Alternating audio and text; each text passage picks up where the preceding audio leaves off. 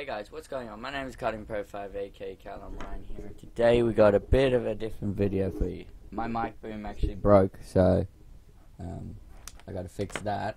I'll show you. As you can see, that snapped off that, which that screws up there, in there, into that little screw port there, and that screws on, just spins, and then that goes onto my boom, which broke when I went to move it last night.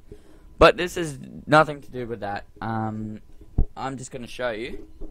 I'm just going to put my mic on the desk for now. Hopefully you can still hear me alright. Now, okay. So, this isn't the best angle. Maybe if I come down here. So, you can see this cord, right? So, this little thing, which is just a O-ring, if I can unclip it from the bottom of my desk, which involves a little bit of moving stuff, like so, and then like that, move it around, and then down here, right here where my screwdriver is, or my thing is, if I can get it out. I don't think I can with a webcam in my hand, but I'll just leave you there for 1 second.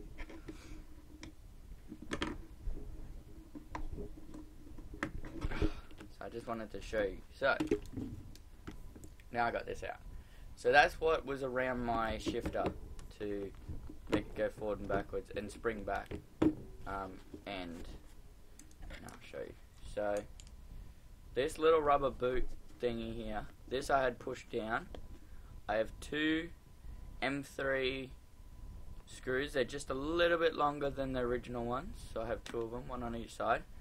So how I did it, which if I can show you, I'll be very amazed.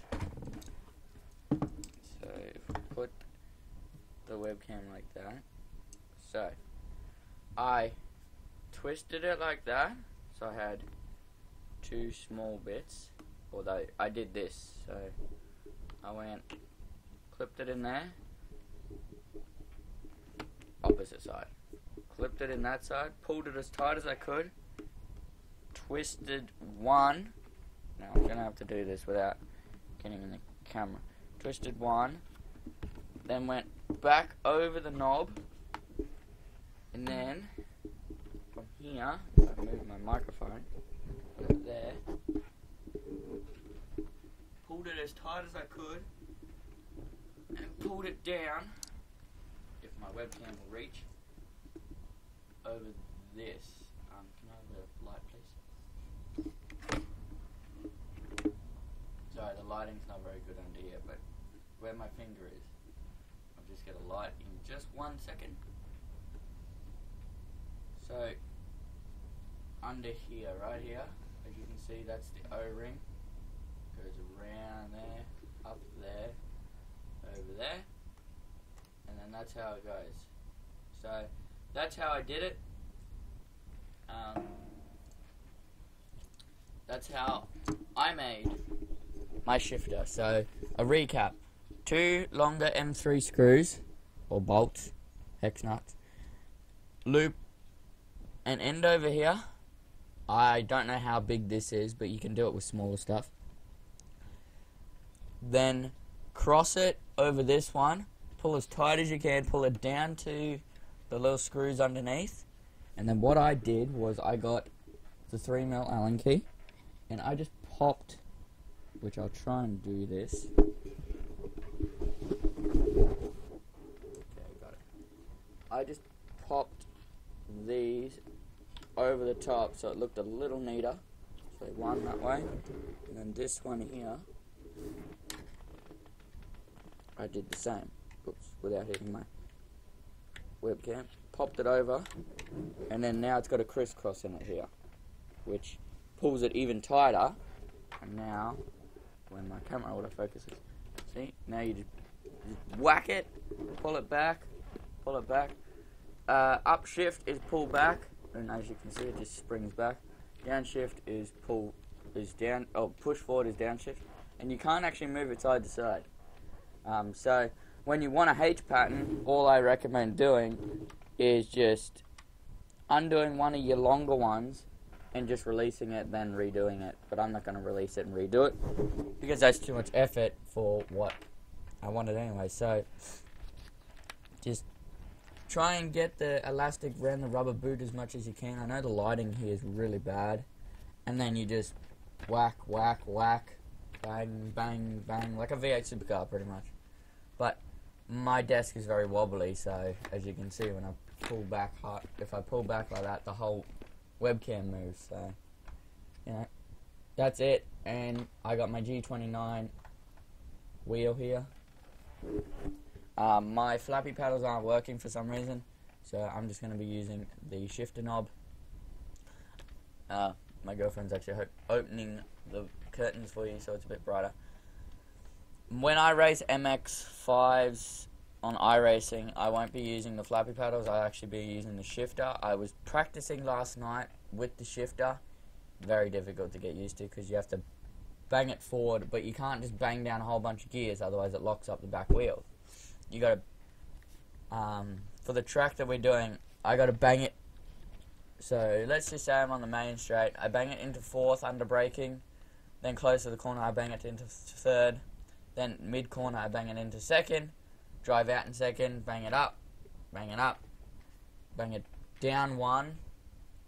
So I'm in third. Then rev it, go around the corner, bang it up to fourth as I hit the corner at full throttle. Then it revs out up to fourth. I believe the Mazdas aren't very strong.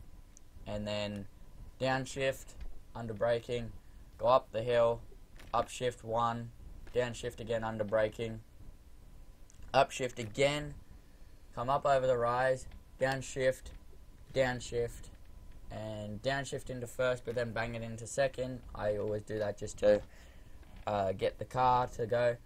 Then drive it out of second, bang it up to third, drive it in third, come out in the next corner fourth, bang it down to third again under braking, leave it in third, bang it back up to fourth, bang it down under braking again, so you're in third again, second, drive it onto the main straight, then bang it up to fifth, and then whack it down again. So yeah, that's pretty much how I interpret my H-Patton now that I got a sequential shifter, which isn't the best idea. It's probably going to put a lot of strain on it, but that doesn't matter because my H-Patton doesn't have a 6th gear. It has 5. It has 6 on the knob, but it's the old school one, so it's only got 5 knobs, so I'm going to have to buy a new one eventually to get the 6-speed one, which sucks.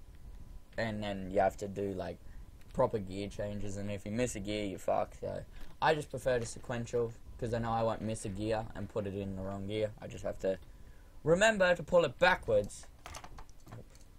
But backwards, not forward. So bang it backwards, and me driving is microphone. Assistant holding the microphone now. So say I'm driving, full throttle, whack. I'll show you actually. So I don't care if the mic's in. Full throttle, whack. I actually put my hand like this and go bang. Put my hand straight back on the wheel, bang. Then braking, bang, bang. Turn, rev, bang, hold it, bang. It's just a quick thing. I had a problem. I had a problem with my shifter last night. It would not go down a gear if you were really high. You had to actually manually clutch it to get it to drop into a gear. It just would not change down, or you really had to slam on it. I was finding every time I hit the shifter, the whole wheel would shake. So that's a little bit of my DIY kind of thing on my shifter. So yeah, as you can see, it springs straight back. Same with backwards position, just goes back and forth. And yeah, that's going to be it for this video, guys. Hope you guys enjoyed this little tutorial of how I made a H-Patton into a sequential.